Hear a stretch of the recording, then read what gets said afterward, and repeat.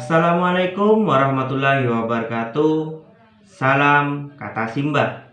Kali ini saya akan membahas tentang pesan dari ketindihan atau filosofi dari ketindihan. Kalau bahasa Maduranya itu etopa apsaap. Sebelum membahasnya, mari kita bersolawat dulu. Allahumma sholli sholatan kamilatan wa sallim salaman taman ala sayyidina Muhammadin nilladhi tanhalu bihil qadu wa tamfariju bihil kurabu wa tukada bihil hawaiju wa tunalu bihir raghaibu wa husnul hawatimi wa yustasqal ghamamu biwadhil karimi wa ala alihi wa sahbihi fi kulli lamhati wa nafasim bi'adadi kulli ma'lumillah. Alhamdulillah.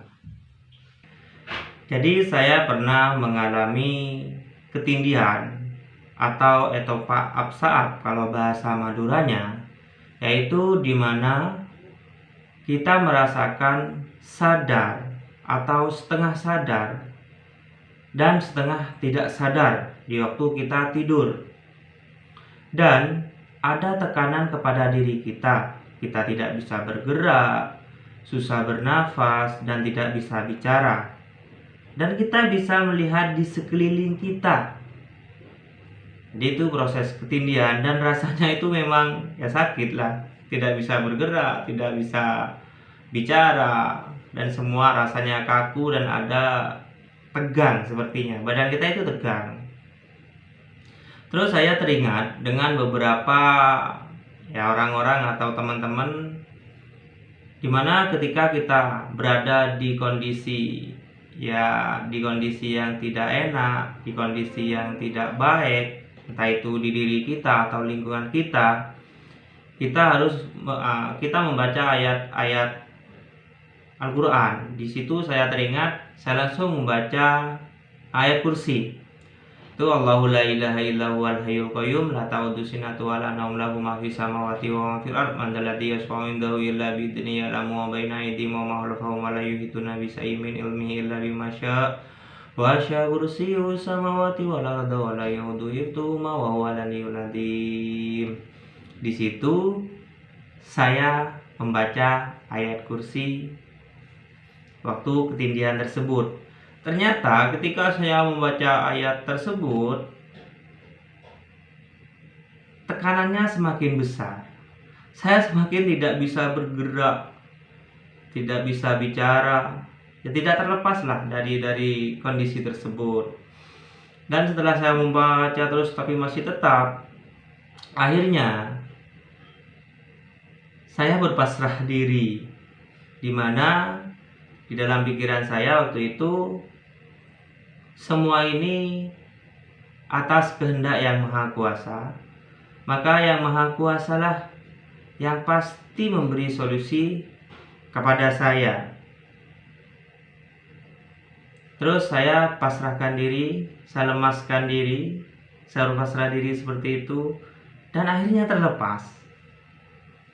Saya bangun, terus saya berpikir sejenak, kenapa ya ketika saya membaca ayat kursi, saya semakin ditekan dan tidak bisa terlepas dari proses ketindihan atau etompa apsaap tersebut.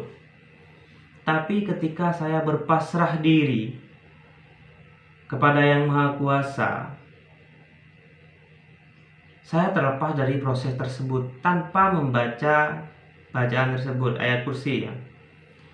Setelah tanda tanya besar, terus simpan dulu, saya istirahat, saya baca ayat kursi untuk sebelum tidur, baca sholawat, akhirnya tertidur.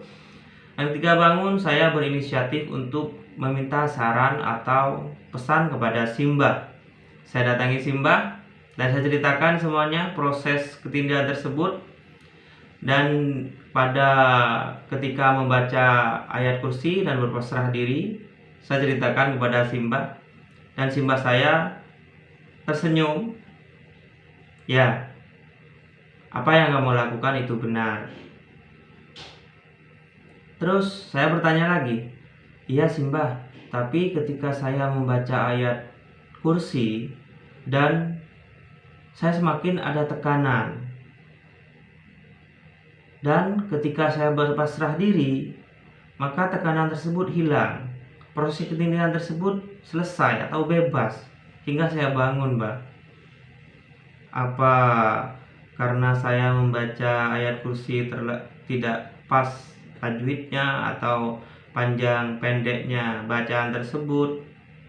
Simbah saya bilang bisa jadi. Tapi yang terpenting, ini kata Simbah ya, pesan dari yang kamu alami itu, ketika kamu membaca ayat kursi dan berpasrah diri, di sini ada dua kondisi ya. Ketika kamu membaca ayat kursi, mungkin kamu secara tidak sengaja ya, lupa kepada yang menciptakan ayat kursi tersebut. Di sini saya agak terdiam. Saya dengarkan saja. Karena di sana tidak ada proses ikhlasnya. Kamu hanya membaca ayat tersebut ketika kamu berada di dalam tekanan, di dalam kesusahan. Ketika kamu berada di dalam kesenangan, bahagia, kamu lupa untuk membaca ayat Al-Quran, lupa untuk berzikir. Mungkin di situ yang membuat proses ketindihan itu tidak cepat terselesaikan. Jadi, ketika kamu berada di dalam kondisi apapun, entah itu senang, sedih, kamu harus meluangkan waktu untuk membaca ayat Al-Quran dan berzikir. Bukan hanya di dalam kesusahan. Saya diam saja, dikatakan seperti itu sama Simbah. Kebanyakan memang sekarang orang-orang itu ketika dia berada dalam kesusahan, entah apapun itu bentuknya, entah kesusahan ekonomi, masalah keluarga, saya tidak tahu, kata Simbah, biasanya teringat kepada Sang Maha Kuasa. Sambil sering-sering beribadah, membaca ayat Al-Quran, berzikir, sholatnya lebih rajin. Karena dia berada di dalam kesusahan, baru ingat Yang Maha Kuasa. Itu ada kondisi, itu menurut Simbah, itu agak keliru, bukan salah ya. Yang benar itu, di kondisi apapun, entah itu kamu senang, kamu sedih, ingatlah kepada Yang Kuasa. Terus baca ayat Al-Quran atau berzikir, ikhlaslah. Jangan terlalu minta ini, minta itu, atau jangan terlalulah berdagang kepada Yang Maha Kuasa. Karena kita beribadah ya untuk bersyukur saja atas semuanya yang telah diberikan. Itu akan lebih menenteramkan hati kita. Terus proses yang kedua itu yang lebih benar, kata Simbah. Kondisi yang kedua itu yang benar. Kamu berpasrah diri, ingat kepada Sang Kuasa, bahwa semuanya atas kehendak dan pasti ada solusi di setiap kesusahan. Pasti ada solusi yang akan diberikan.